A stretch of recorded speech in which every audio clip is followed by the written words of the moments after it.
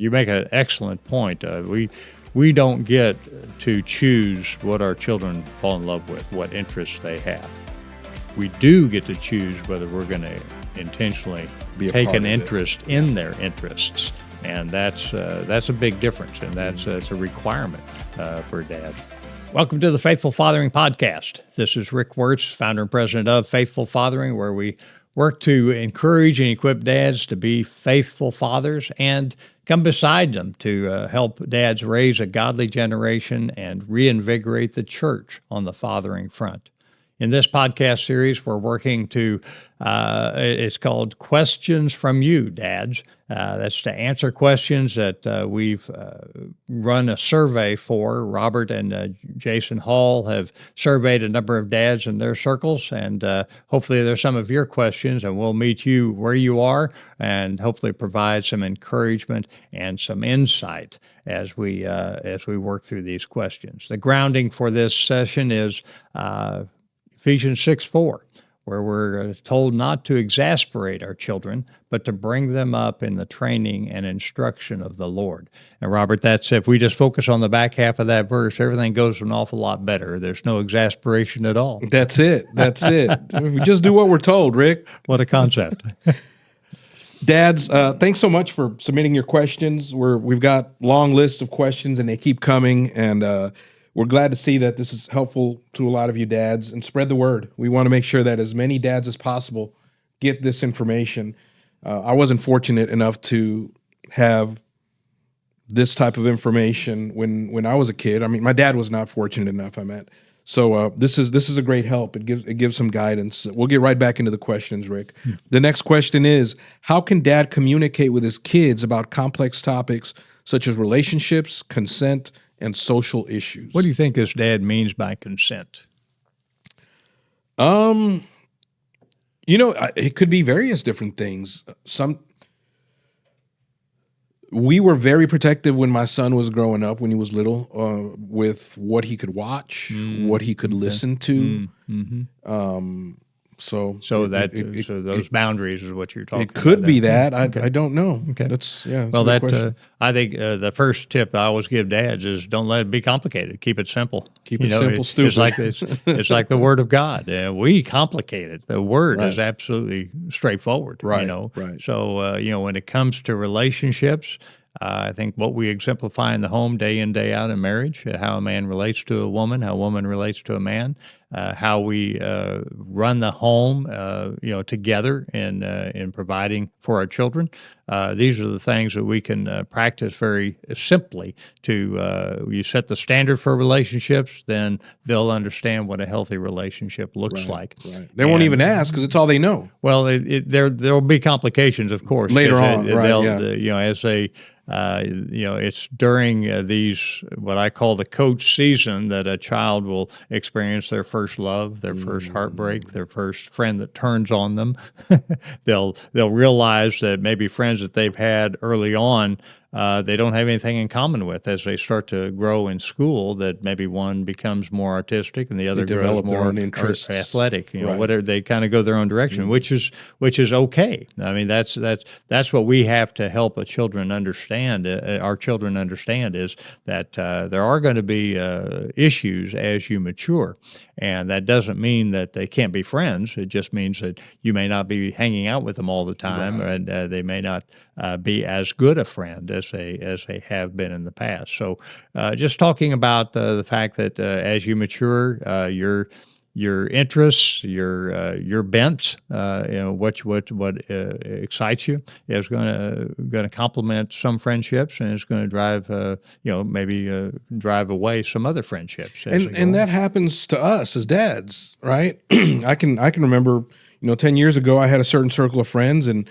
we kind of grow and change, and I mean, it's not anything different for absolutely. kids. That's absolutely right, and it can be. I was in the oil field for a number of years, and the language I used and the friends I had were way different than the Right. friends I have in ministry, right? Right, And right. it's not a bad thing. It's I have no the Different oil field seasons, was different circles. very fabulous industry, and but it's just that there we all change and mature in an area of life, and so yeah, we understand now when it comes to social issues. Then again, that goes back to what kind of grounding there is in the home. What are you prioritizing? What's coming into your home What are you via allowing? the internet, the television, cell phones?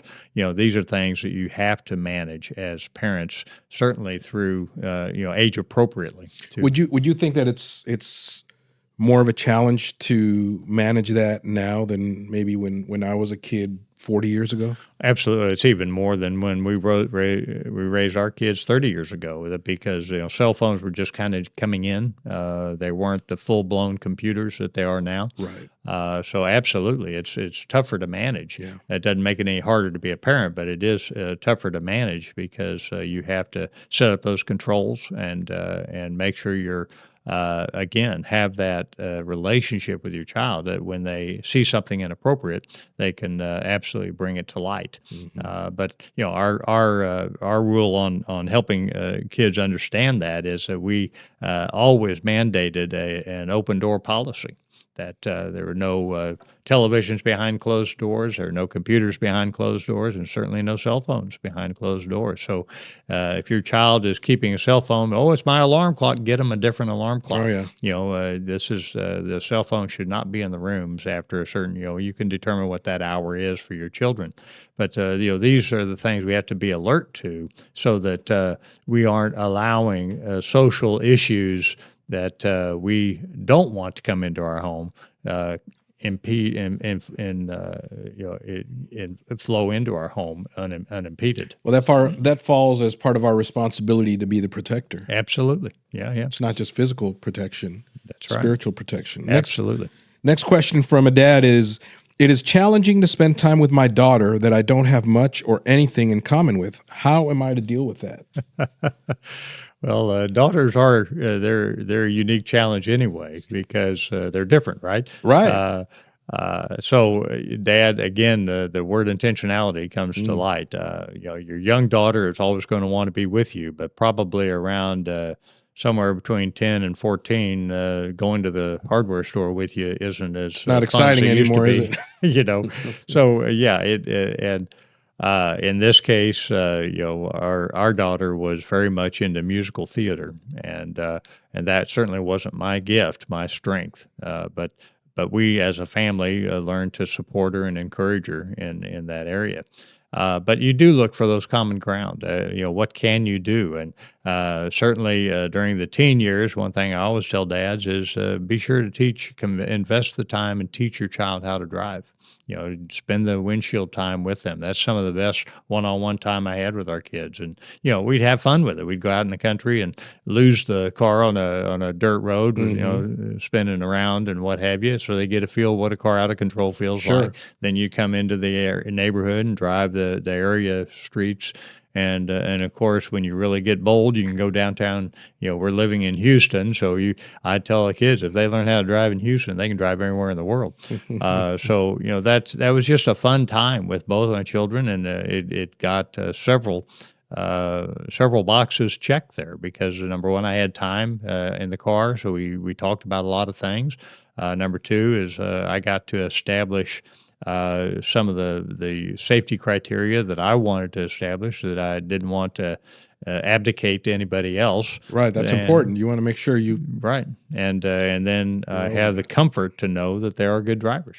So that's what we do as dads is to do that. Now, it may at the end of the day, there's a great I think it was Kurt Warner or some NFL quarterback was before the game he was videoed or took a picture of him having tea with his daughter. I saw that, And so these are the intent. That's what we can do is get out of our comfort zone. We're not always big tough guys. We can sit down and have tea with our daughter or imaginary tea or whatever the case may be, and dedicate that time. I think I'd almost like to rephrase this question because it says it's challenging to spend time with my daughter that I don't have much or anything in common with.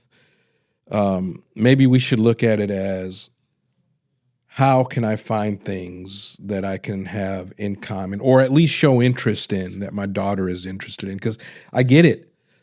We're not interested as men. We're not generally interested in tea time, in playing with dolls, but they're interested in it. And we're the adults. And it's our responsibility to kind of come down to whatever level they're at and whatever interests they have. I think that's what you're saying, right, Rick? Well, one great example, I knew a guy that let his 10-year-old daughter paint his toenails. He thought it was okay because he could have socks on, but then he was in the locker room and everybody looked at him and said, "Excuse me, what's that about?" But it was good because he got to share a wonderful testimony of time with his daughter with some guys that may have been busted that they didn't do that with their daughter, right? That's so, good. but you make an excellent point. We don't get to choose what our children fall in love with, what interests they have. We do get to choose whether we're going to intentionally Be a take part an of it. interest in their interests, and that's a big difference, and that's a requirement for a dad. I mean, you know my story is I would, I wanted to brainwash my kids to fall in love with the right sport, which of course is tennis. And neither took an interest in it because I overdid it. Right. Because that's what dads do. We want to push, push, push, right? And so I was busted as a dad that wasn't going to be the case. And when my son fell in love with baseball, then I retired from tennis to invest and be able to be available as he wanted me to, do some coaching when he was younger, turn him over to other guys when he's older, but always be available to hit some fungo or throw batting practice or whatever the case may be. And again, my daughter was musical theater, so I had to support that. And when we could, we'd switch out. My bride, usually we was still man-to-man defense, so my bride would go with my daughter and I'd go with son. But when possible, we'd switch out. Swap out, yeah. And where practical, we always involved the family. My daughter ended up being one of the best scorekeepers with the scorebook in baseball. That she'd be the envy of anybody, Wow. any team Just manager got into anywhere. it, huh? She got into it and she understands baseball.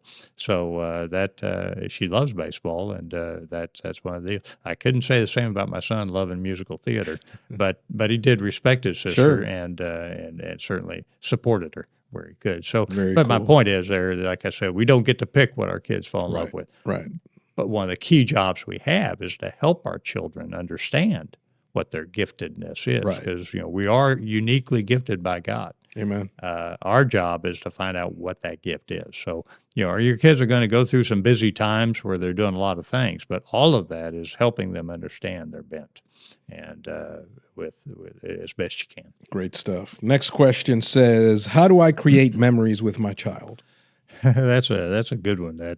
The story of I forget, it was a prominent politician, a president, or I don't recall the details of the story, but he had taken his son fishing, and they didn't have any luck. And in his daily calendar, he wrote "day wasted," and in his son's diary, he wrote "greatest day of my life." Wow.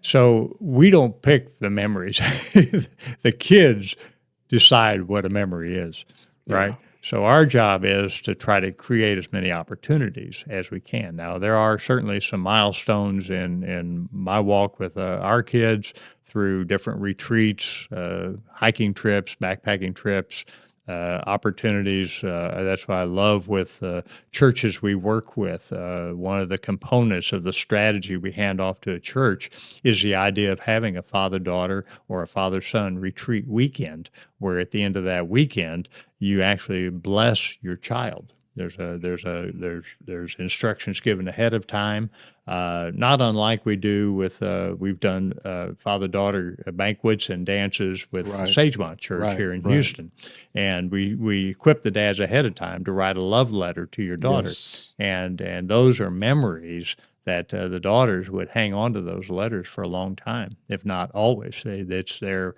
when they go off to college. But so on the retreats, there's an opportunity to bless your child. And that's always a memory because they're doing it in front of other dads and daughters or dads and sons. And it resonates with the son when a son hears his dad say, you know, you are my son, whom I love, with whom I'm well pleased. Those sons, their chest sticks out a little bit, and they Oh say, yeah. Dad loves me. Dad really Yes. does care about me, and that there's a connection there in that blessing. And same with the daughter, that the daughter sees a whole new dimension. I remember one day I just couldn't get through the blessing. He kept choking up and Mhm. what have you. And his daughter looked up at him and said, "You're going to be a mess at my wedding, aren't you?" you know, but there's such vulnerability when you're in a blessing or reading a love letter to your daughter. There's such vulnerability for dad that there's a connection there and there's a memory there. Amen. So there are there's always things you can do to have the most likely outcome being a memory, but you don't get to control that. Your Wow. child is really, it's like, you remember the old thing, everybody asks me, is it about quantity time or quality time, Dad? And my answer is always yes, That's right. because all we can control is the quantity. The child controls The the quality. quality. And it's all about perspective, right? Because Mm-hmm. for that political figure, Mm-hmm. it wasn't quality time. It Mm-hmm. was it was a waste. But for that child, boy, it was the best day of his life. Mm-hmm. You mentioned working with different churches on the backpacking trips and the dances. I think it's a good opportunity to let dads know how faithful fathering works with different churches. I mean, it's not just the backpacking trips.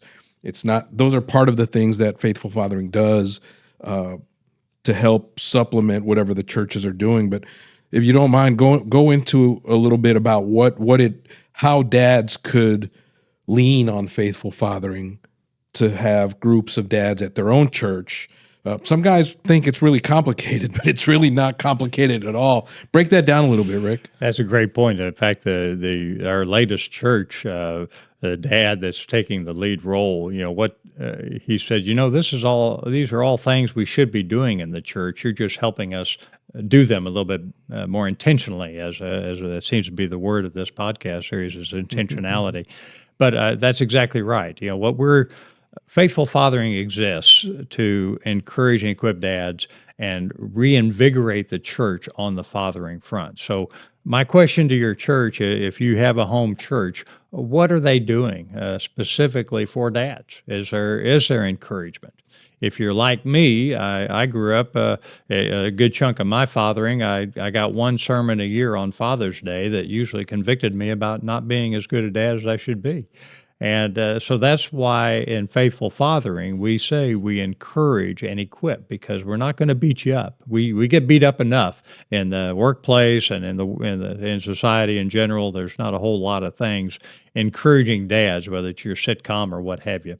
But we come beside the church to invest in relationship and with a core, what we call a core group of dads. That might be 6, 8, 10 dads that are on fire about being the dad they're called to be, but they're also on fire about encouraging other dads in their circles, specifically in their church community and maybe in the community that the church occupies.